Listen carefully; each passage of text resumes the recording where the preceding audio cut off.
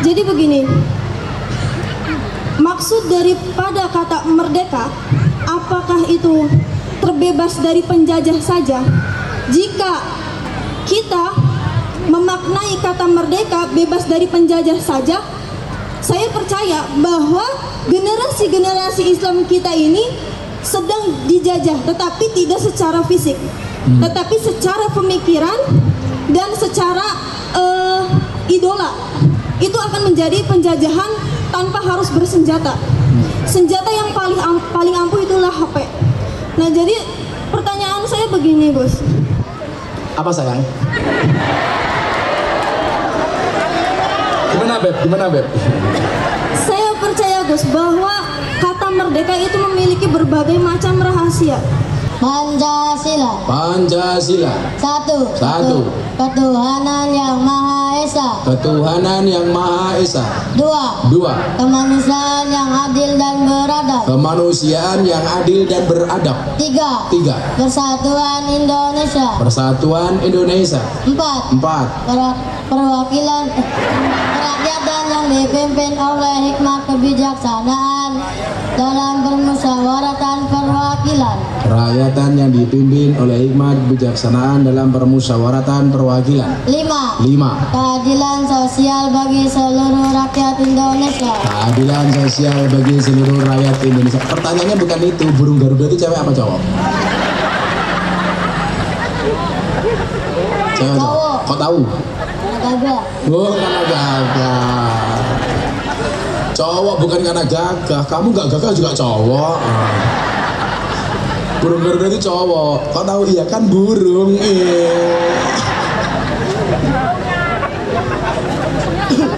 Saatnya saya tanya jawab. Silakan Anda bertanya, saya menjawab. Satu pertanyaan saya kasih 300.000. Ya. Oh, mic-nya Haryo mati.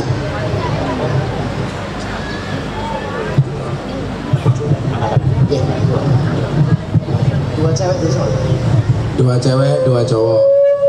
Baik, untuk yang berani maju angkat tangan. 2 cowok, 2 cewek. Siswa, Pak, siswa.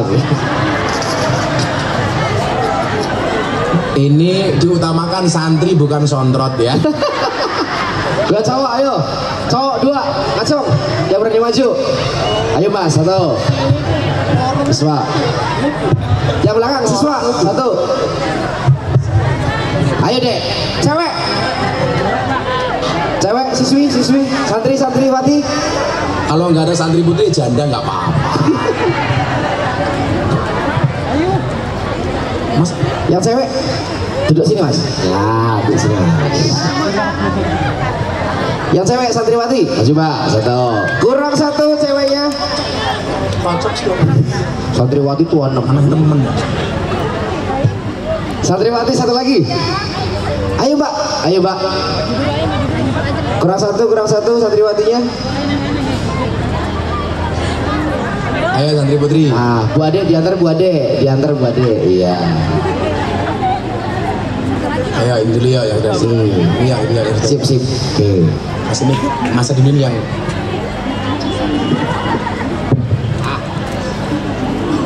namanya siapa? Arane siapa? Namanya siapa? Muhammad Cahya Mubina. Muhammad Cahya Mubina. Pantesan panas ada cahaya di sini. Kamu kelas berapa Cahya? Kelas 2 SMP. Kelas 2 SMP. Kok kumbusmu kayak Pak Lurah? Umurnya berapa? Umurnya 13 tahun. Oh, 14 tahun. Cita-cita ingin membahagiakan orang tua. Wow. Yang konkret, cara membahagiakannya gimana? Dengan cara apa? Menjadi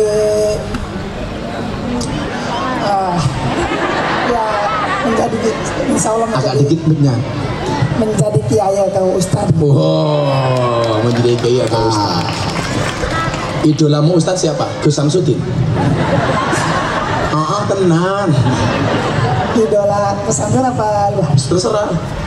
Kalau luar Ustadz Abdul Somad. Wah, kalau dalam Pak Kiai siapa? Kalau dalam Pak Kiai Iya, Haji Lukmanul Hakim. Lukmanul Hakim. Kalau gurumu siapa yang kamu idolakan? Nggak ada. Oh siapa? Kalau guru siapa? Guru siapa? Haji Abdul Munir.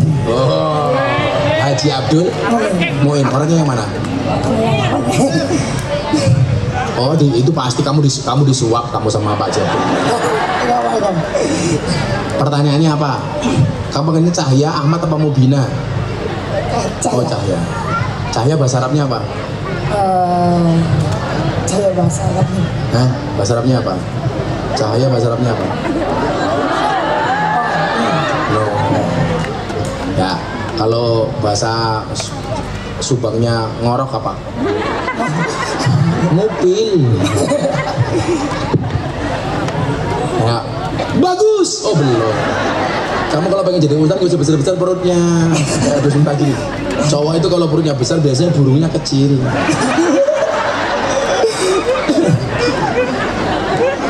Kayak Pak Guru kayak. Apa pertanyaannya Mas Cahya? Apakah santri-santri As-Salafiyah bisa menjadi pejuang bangsa Indonesia untuk selanjutnya? Oh bisa. Besok kamu akan dicatat dalam nama sejarah. Orang itu kalau hebat, alladzi khalaqal mauta wal hayata liyabluwakum ayyukum ahsanu amala, akan diingat-ingat kebaikan-kebaikannya. Maka Pak Karno diingat, diabadikan namanya menjadi stadion Gelora Bung Karno. Bandara Soekarno Hatta. Keren, Jenderal Sudirman jadi nama jalan. Kalau kamu besok jadi pejuang bangsa lumayan. Nama toilet aku baru ngising toilet Cahya.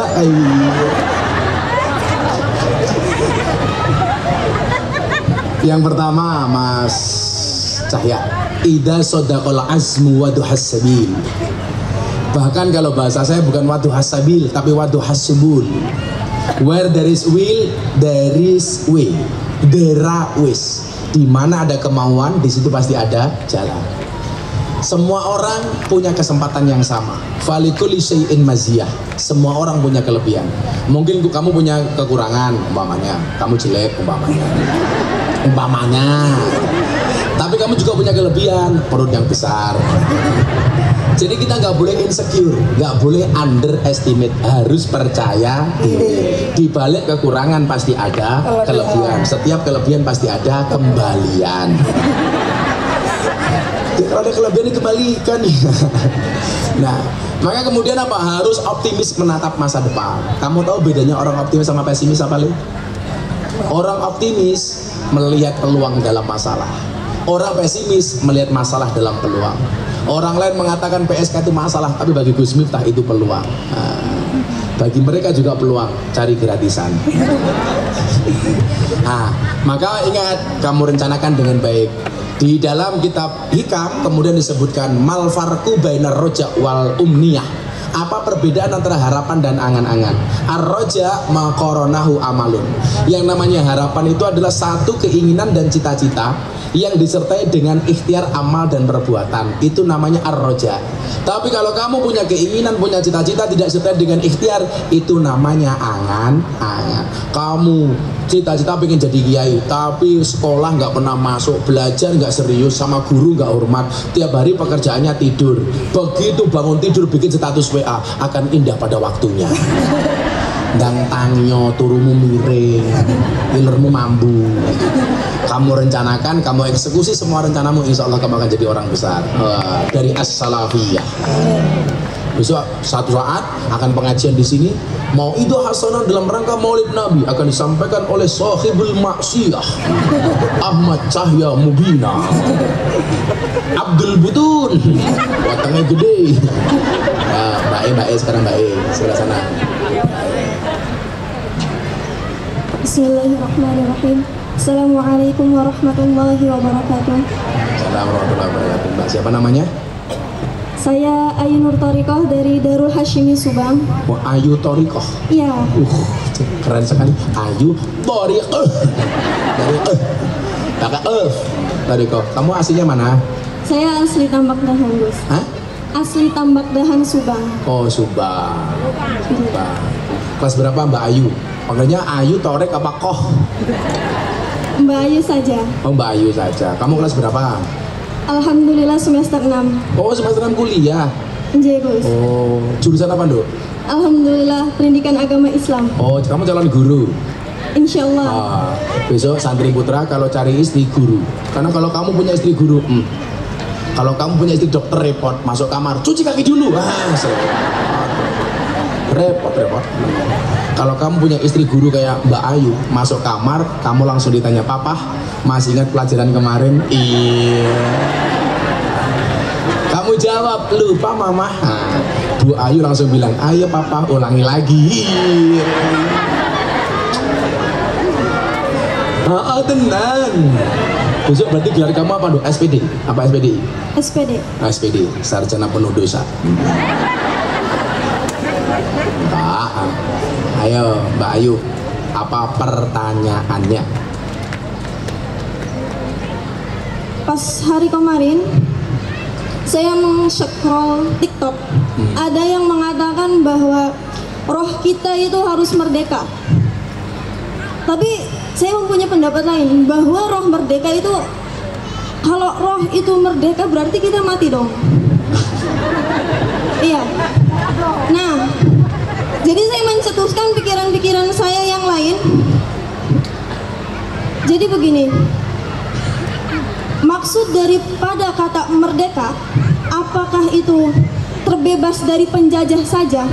Jika kita memaknai kata merdeka bebas dari penjajah saja, saya percaya bahwa generasi-generasi Islam kita ini sedang dijajah, tetapi tidak secara fisik, tetapi secara pemikiran dan secara idola. Itu akan menjadi penjajahan tanpa harus bersenjata. Senjata yang paling ampuh itulah HP. Nah, jadi pertanyaan saya begini, Gus. Apa sayang? Gimana Beb? Saya percaya Gus bahwa kata merdeka itu memiliki berbagai macam rahasia. Jika Gus berkenan memiliki anggapan-anggapan dari kata merdeka yang sangat dalam, saya minta untuk diperjelaskan kepada kami semua yang ada di sini bahwa kita tidak boleh satu pandangan saja tentang kata merdeka, Gus. Seperti itu. Sedalam perasaanku padamu ya. Kalau menurut Mbak Ayu, definisi merdeka itu apa? Merdeka itu yang terbebas dari segala yang menghalangi. Nah, contohnya sangat simpel sekali, seperti Indonesia yang ingin merdeka tetapi tidak ada yang menghalangi, seperti penjajah yang ingin menguasai negeri kita ini. Kalau kita ada penghalang nggak? Ya ada loh, 1, 2, 3, 4 matane.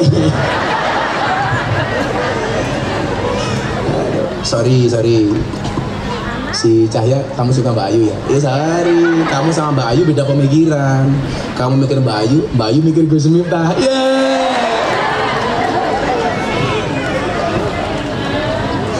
Tenang. Jadi saya dulu pas kuliah itu ada mata kuliah namanya Etika Pendidikan Islam. Di situ kemudian kitabnya saya lupa. Itu ada babakan pembahasan, judulnya adalah At-Tarbiyatul Hurriyah. Itu artinya apa? Itu kan senada dengan tulisan Paul Freire. Apa? Pendidikan pembebasan, pendidikan kemerdekaan. Anak-anak PMI itu kan bacanya ngeri Pak. Marxis, Paul Freire, gitu. Renaissance. Capek PMI ini ngeleng banget. Kita pelali sih dibaca sih bangsa-bangsa ngono. Tapi saya akhirnya diingatkan sama guru-guru saya, oh kamu nggak boleh, kamu bacanya kayak gitu tapi kitabnya ditinggalkan. Lah ada dok namanya At-Tarbiyatul Hurriyah. Apa itu berarti? Pendidikan kebebasan. Artinya apa? Merdeka di dalam berpendidikan adalah ketika guru dan murid punya hak yang sama dengan kewajiban masing-masing. Artinya adil itu kan tidak harus sama dong. Pemahamannya adil itu apa? Wadu'u syai'in fi mahalli, meletakkan segala sesuatu sesuai dengan porsinya. Contoh, belangkon itu tempatnya di kepala, maka nggak boleh saya taruh di kaki. Sepatu tempatnya di kaki, maka nggak pantas kalau ditaruh di kepala.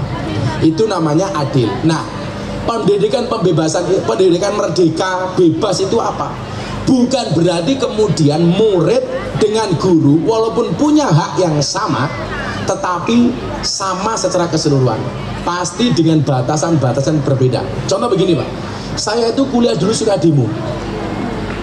Tapi yang saya demo dari dosen saya atau rektor saya itu bukan personalnya, tetapi kebijakannya. Di saat kemudian kita berbeda pendapat di kelas, kita tajadal berdebat, saya pegang satu etika. Kadang-kadang kan begini, murid atau mahasiswa ketika punya kesempatan membantai guru atau dosennya, itu dilakukan di depan teman-teman yang lain. Itu bagi saya murid yang tidak beretika. Kalau saya dulu ada kesempatan dosen saya bantai Pak, tidak saya lakukan di situ. Secara normatif saya menjaga kewibawaan seorang guru. Begitu selesai saya datang ke kantornya, Pak menurut saya begini. Itu lebih memegang apa yang dimaksud dengan at-tarbiyatul hurriyah. Artinya kebebasan itu ada batasnya, kemerdekaan juga ada batasnya. Contoh begini, kamu suka merokok, begitu di ruangan ada tulisan no smoking, kemerdekaan kita dibatasi apa enggak? Dibatasi dengan peraturan itu. Maka nggak ada dok, merdeka yang mutlak itu nggak ada. Nggak ada. Suami itu merdeka sebagai imam. Halah nyatanya ketemu bojo galak, rampung. Ayo. Apalagi besok istrinya pinter bernarasi kayak Ayu, modar we. Ayo. Dek, aku jaluk kelon. Coba sampaikan ke saya. Apa itu definisi kelon? Ayo, rasido. Gagal maning. Artinya kemerdekaan orang itu beda-beda. Kemerdekaan saya dengan kamu itu berbeda. Contoh kemarin ada capres telepon saya, Gus, tolong saya dibantu pencapresan saya di tahun 2024. Saya nanti minta Gus Miftah jadi menteri agama. Saya bilang, oh saya nggak mau Pak, saya nggak pernah mau pengen jadi menteri, apalagi menteri agama. Saya nggak mau. Kenapa? Karena kalau saya jadi menteri, saya jadi pejabat, itu membatasi kemerdekaan jamaah dengan saya dengan jamaah. Betul. Pak Agus mengundang saya, nggak bisa protokolnya. Lagian kalau saya jadi menteri agama, umat seneng kalau ngundang pengajian saya, semuanya minta gratisan. Menteri agama amplopan jero pantes ya Pak Deden ya. Masa menteri agama jero di amplopi. Nah, maka saya berpikir begini Mbak Ayu, kalau saya menerima tawaran jadi pejabat, itu sama halnya saya membunuh kemerdekaan jamaah dengan jamaah. Artinya apa? Nggak ada kemerdekaan yang mutlak. Mau nggak mau kita dihalangi oleh aturan. Kalau memang kemerdekaan itu harus full mamane, saya nggak boleh dihalangi oleh apapun. Saya pengen makan apa bebas. Yang terjadi apa? Seperti selebgram makan kulit babi diposting dengan menggunakan Bismillahirrahmanirrahim. Itu kebebasan yang tidak bertanggung jawab. Kita kan merdeka, nggak boleh dihalangi. Tetap ada etika. Maka dia akhirnya dijadikan tersangka. Karena dianggap apa? Dianggap menistakan agama Islam, dianggap menistakan Al-Quran. Kenapa? Karena dia merasa kebebasannya mutlak, nggak boleh dibatasi oleh siapa. Kira-kira begitu, Mbak Ayu. Ya, ini yang kecil. Assalamualaikum warahmatullahi wabarakatuh. Waalaikumsalam warahmatullahi wabarakatuh. Kamu yang suka speaker di TPA itu ya? Assalamualaikum. Namanya siapa? Nama saya Najril Ilham. Siapa? Najril Ilham. Ariel Peter Pan. Luar biasa. Kalau itu Najril Ilham tuh Ariel Noah. Kalau ini jelas Ariel Sepur. Kamu kelas berapa, Mas? 1. Nazril apa Ilham? Nazril. Kelas berapa? Kelas 1 SMP. Di mana? Ya As-Salafiyah. Umurmu berapa? 13. 13. Kok pada karo iki? Kok gedean? Ini beda sama Wasu Mursat ini. Cita-citanya Ilham apa? Mau jadi ustad. Oh, Ustad. Oh, keren sekali. Kenapa pengen jadi Ustad? Mau gantiin di kampung. Oh, keren Ustad kampung. Ya, saya doakan kamu jadi Ustad kampung. Sarungnya ngelinting. Berkatnya banyak. Lu gak apa keren itu cita-cita mulia. Saya itu kalau ditanya Gus, Ustadz idolanya Gus siapa? Ustadz kampung. Bagi saya mereka orang-orang yang sangat mukhlis. Ngurusi yasinan, tahlilan, ada orang mati, orang melahirkan, semuanya yang ngurusi Ustadz Kampung, betul? Itu keren. Kayak saya dulu nasihat pernikahan sama orang-orang, saya belum menikah.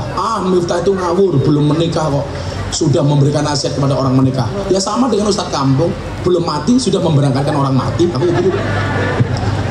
Mudah-mudahan kamu jadi ustadz. Pertanyaannya apa, Ustadz Ilham? Apa tujuannya orasi kebangsaan itu? Kita ajar lah ya. Harus ngomong lupa lah ya. Ajar nih. Aku udah ngomong banyak dari tadi. Tak sadar nggak bisa besar loh kamu.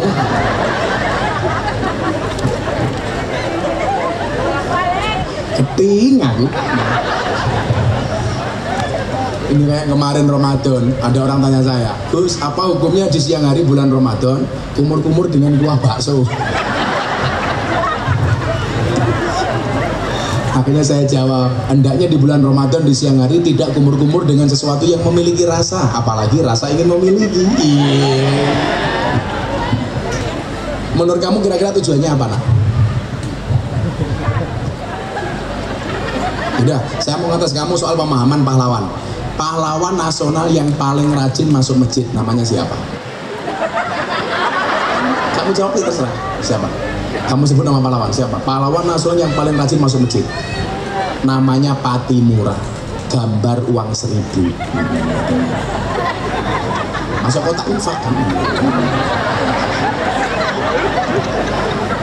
Pahlawan nasional yang paling jarang masuk masjid siapa? Bung Karno. Gambar 1.000.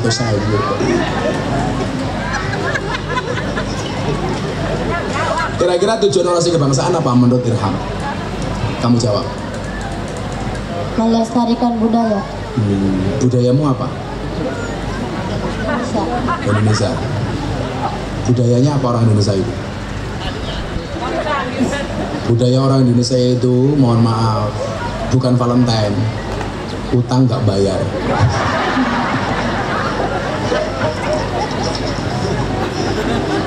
Orang bilang Valentine itu bukan budaya bangsa Indonesia.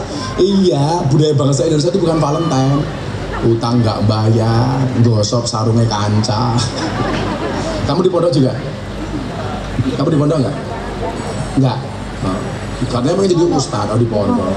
Kamu kalau gosok ya yang apa ya? Yang presisi. Masa kamu kecil gosok saya pakai cahaya? Wah, ya kayak kalau.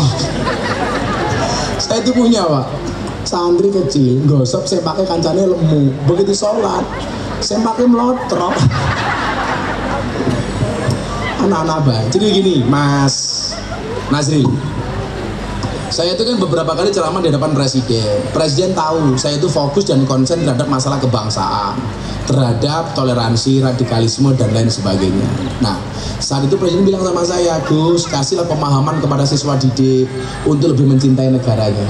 Jadi saya ngomong seperti ini supaya kamu lebih mencintai Indonesia. Coba Nazil, hafal nggak Pancasila? Coba kamu baca. Pancasila. Pancasila. Pancasila. Satu. Ketuhanan yang Maha Esa. Ketuhanan yang Maha Esa. Dua. Kemanusiaan yang adil dan beradab. Kemanusiaan yang adil dan beradab. Tiga. Persatuan Indonesia. Persatuan Indonesia. Empat. Perwakilan rakyatan yang dipimpin oleh hikmat kebijaksanaan dalam permusyawaratan perwakilan. Rakyatan yang dipimpin oleh hikmat kebijaksanaan dalam permusyawaratan perwakilan. 5. Keadilan sosial bagi seluruh rakyat Indonesia. Keadilan sosial bagi seluruh rakyat Indonesia. Pertanyaannya bukan itu, burung Garuda itu cewek apa cowok? Cewek atau cowok? Kok tahu? Gagah. Oh, karena gagah. Cowok bukan karena gagah. Kamu nggak gagah juga cowok. Burung Garuda itu cowok. Kau tahu? Iya kan burung.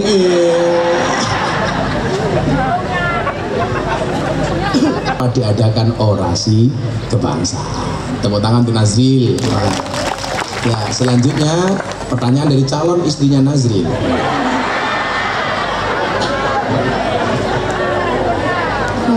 Assalamualaikum warahmatullahi wabarakatuh. Waalaikumsalam. Namanya siapa? Kalista. Siapa? Kalista. Aisyah. Oh, Kalista. Kawista. Kalista. Oh, Kalista. Kalista punya berapa, Neng? 13. Oh, sama dong dengan si Nazril. Ya Allah. Tapi persoalannya Nazril sama Kalista ini seperti Indomaret dan Alfamaret. Berdekatan sih, tapi nggak pernah jadian. Kalista cita-citanya pengen jadi apa? Dokter. Dokter. Saya mau tanya, dokter tuh pintar apa goblok? Pinter. Oh, goblok. Pinter. Goblok. Buktinya setiap orang datang ditanyakan goblok. Pinter. Pak Nazril, kamu sakit apa? Kan goblok tanya. Dokter tuh yang pintar cuma satu, dokter hewan. Nggak pernah ditanya, langsung disontek. Ya, sekarang kelas berapa, Mbak Kalista? Kelas 7. Ya, pertanyaannya apa sayang? Bagaimana cara meluas? Cara apa? Bagaimana cara melestarikan wawasan Wawasan apa? alam?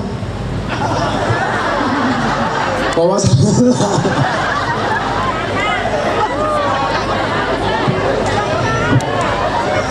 wawasan kebangsaan mungkin. Wawasan. Saya mau tanya sama Kalista. Sebutkan 3 nama pahlawan putri. Cewek. Segera. Lucinta Luna. Siapa, Nduk? Setahu kamu siapa? Nama pahlawan putri 3. 1. Coba. Coba. Nama pahlawan. Kartini. Anak-anak band suruh kesini, anak-anak band suruh naik panggung. Kartini. Kartini. 2. Kartono.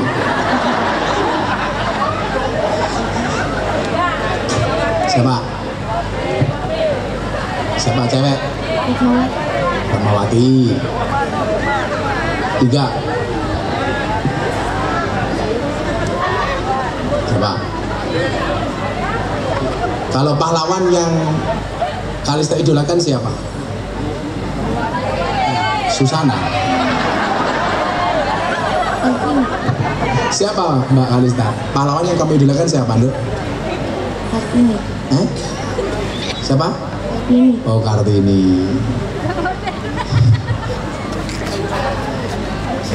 Ibu guyu bahaya. Saya pikir guyu begini karena malu, ternyata nggak pamer gelang. Lemu temen ya. Bu, kalau ibu dibully dasar gemuk, jawab bu, sorry saya gemuk karena makan nasi. Daripada kamu kurus makan hati. Iya. Orang gemuk itu kalau foto nggak berani begini pak, tapi miring. Khawatir waktu ke karton. Ya Allah, sawah kok bokong kabeh kayu. Jadi begini, Dek Kalista. Kalista. Besok dokter, spesialis apa kamu? Spesialis sakit jiwa. Pasiennya siapa? Cahya. Jadi ini penting Pak. Anak-anak kita seperti ini memang harus mendapatkan pengarahan yang benar dari orang yang benar. Karena kaidah Al-Quran mengatakan fas'alu ahla dzikri in kuntum la ta'lamun. Bertanyalah kepada ahli dzikir ketika kamu tidak mengetahui sebuah persoalan. Maka saya bilang, orang yang salah pergaulan itu lebih gampang dinasihati daripada yang salah milih pengajian. Kalau orang sudah mulai menyalahkan, mengkafirkan, menyesatkan, membid'ahkan yang lain, itu susahnya minta ampun dinasihati. Tapi kalau cuma salah pergaulan, Gus Miftah ahlinya, presiden para pendosa. Orang-orang banyak kita nasihati walaupun dia nakal. Nah, bagaimana? Saya minta sama Kalista satu saja deh. Satu, coba. Wawasan kebangsaanmu, kamu coba pahami 4 hal saja yang tadi Gus Miftah bilang. 4 pilar tadi apa, Nduk? Pancasila, Bhinneka Tunggal Ika, NKRI, dan Undang-Undang Dasar 1945. Itu dibaca, dipahami. Insya Allah kamu akan jadi warga negara yang baik ya. Masing-masing 300.000. Nah, dari sana dulu kamu coba terakhir. Ini sebagai hadiah apa sebagai mas kawin? Iya. Mbak Kalista. Itu dikasih kaos satu, nanti dikasih kaos ini nih. Nih. Si sama maning, ya si Irha Nazrin, ya pas Cahya uangnya habis. Saya kalau tak kasih uang tuh beli apa Cahya? Ditabung, bener. Kalau uang itu ditabung bukan dicelengi. Makanya ada bayi tabung, nggak ada bayi celeng. Iya. Diangkat fotonya ada Bu RI itu. Itu punya sedeng bajunya segini ya.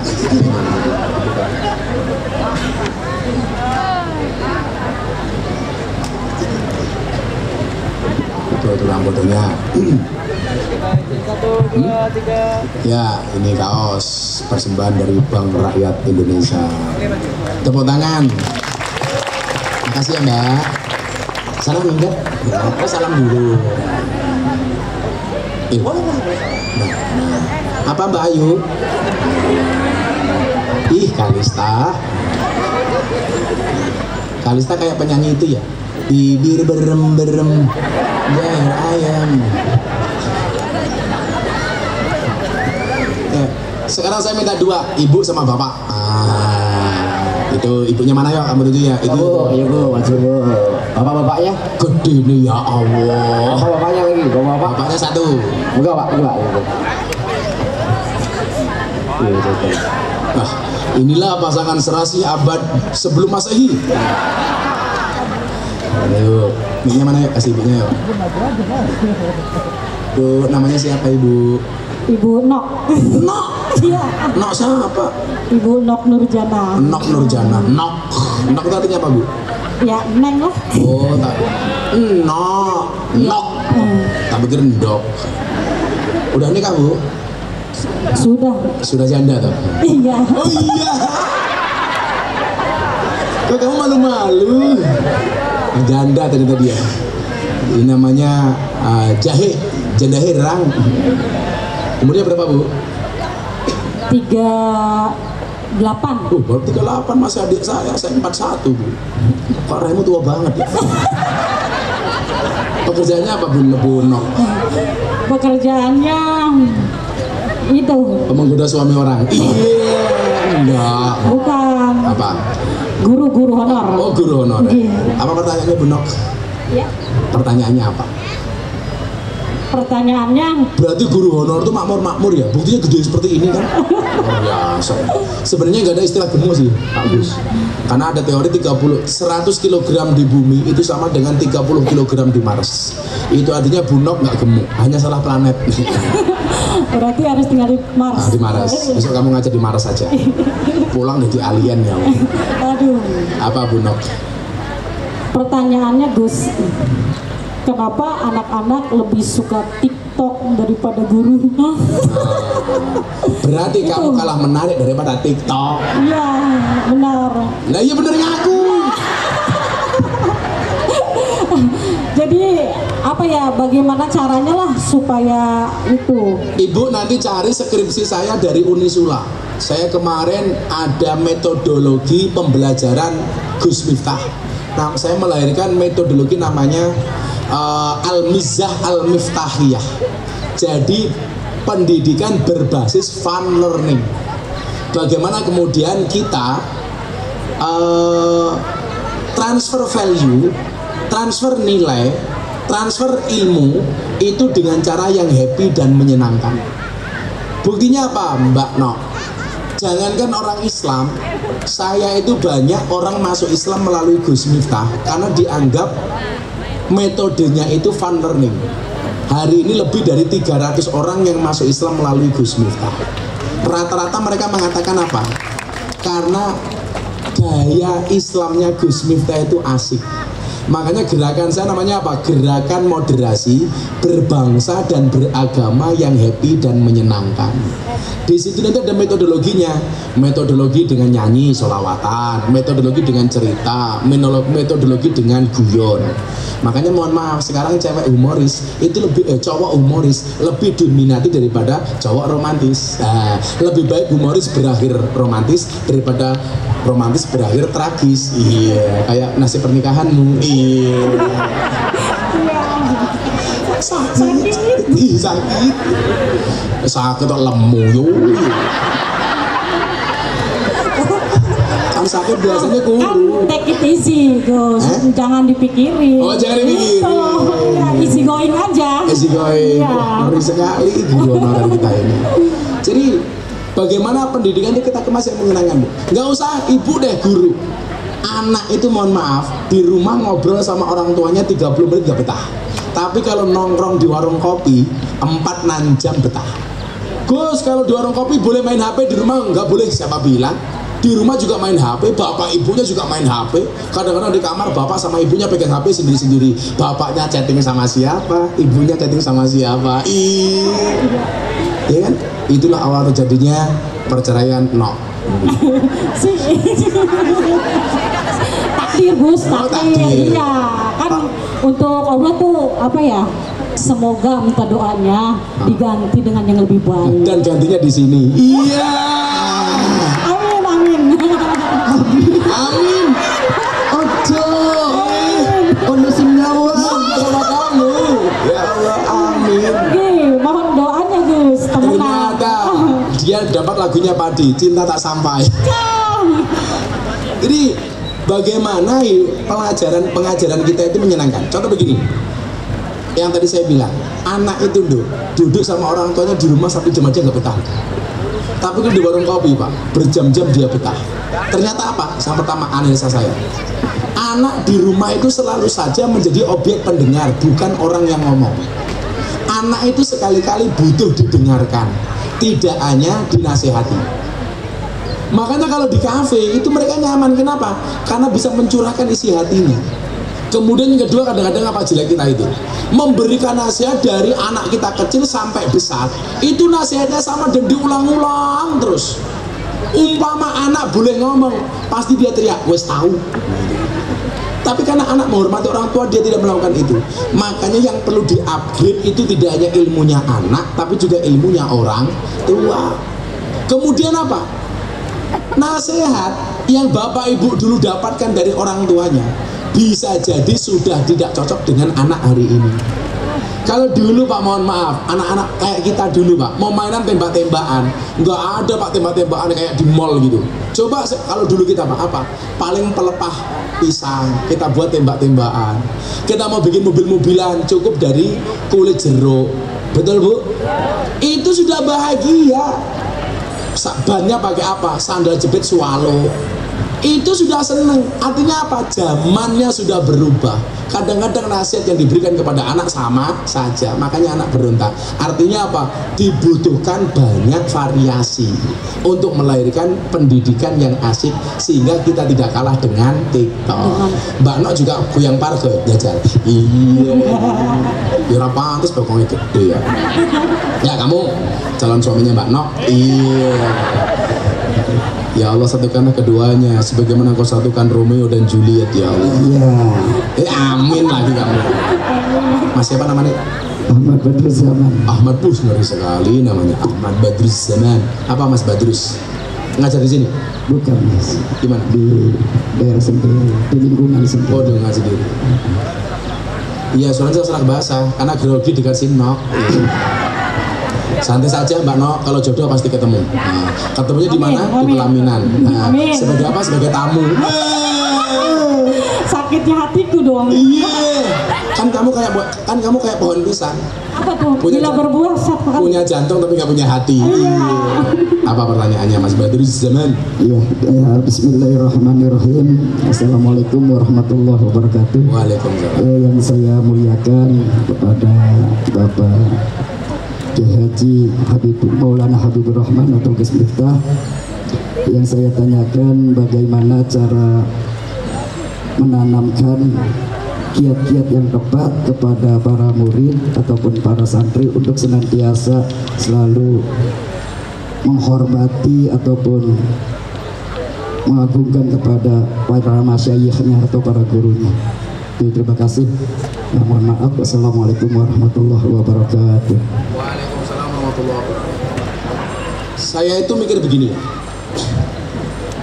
kitab taklim ketika adabul alim wal muta'alim itu seharusnya yang membaca itu murid, jangan guru. Sehingga kalau yang membaca guru seolah-olah itu penjajahan kepada murid. Kalau bab hormat kepada guru itu yang membaca murid, ya kan? Sama halnya ketika saya ngaji sama perempuan, jangan sekali-kali membahas kewajiban laki-laki kepada perempuan. Itu begitu pulang pasti istri bilang, "Tumpah dengerin pengajian Gus Miftah." Seharusnya apa? Kewajiban istri kepada suami. Kita tuh kebalik-balik, Pak. Contoh lagi begini. Kayak kemarin gagal nikah di Jawa Barat gara-gara istrinya minta sertifikat rumah pernikahan itu, Mas Badri Zaman. Saya mau tanya begini.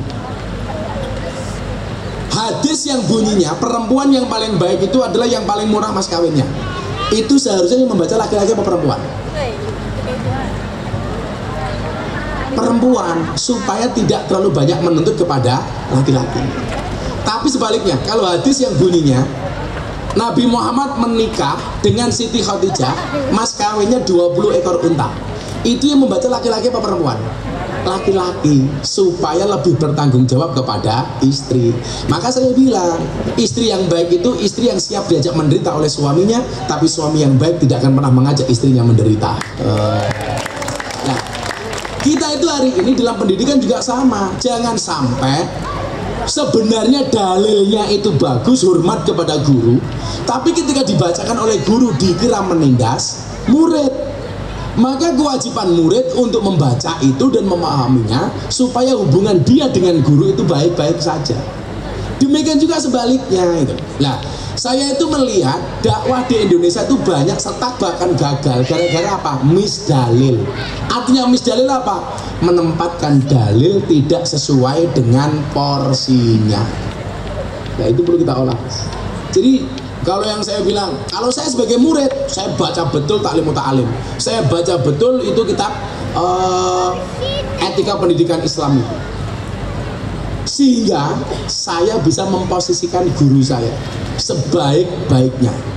Karena man akroma aliman faqad akramani, wa man akramani faqad akramallah, wa man akramallah wa maswahul jannah.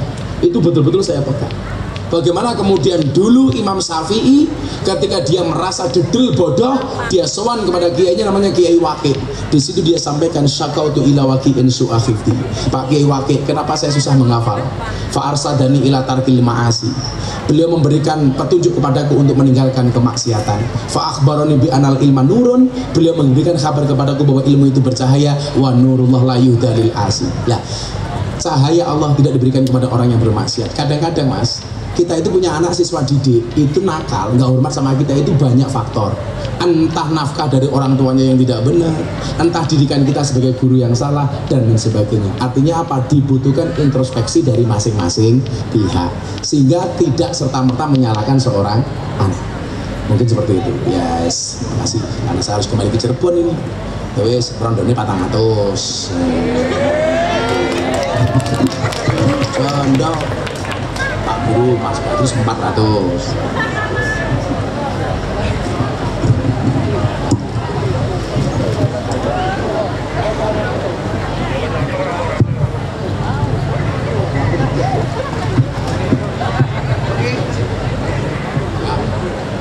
Terima kasih.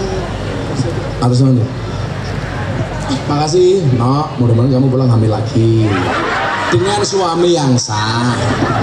Masa dengan Pak Agus? Hanya Bapak Ibu, saya janjian sama orang di Cirebon jam 6 malam ngaji di Cirebon. Saya minta maaf atas segala kekurangan. Mudah-mudahan sowan saya ke sini Pak Agus sedikit bisa memberikan gambaran bagaimana kita mencintai bangsa ini. Amin Allahumma amin. Terima kasih. Assalamualaikum warahmatullahi wabarakatuh. Waalaikumsalam warahmatullahi wabarakatuh.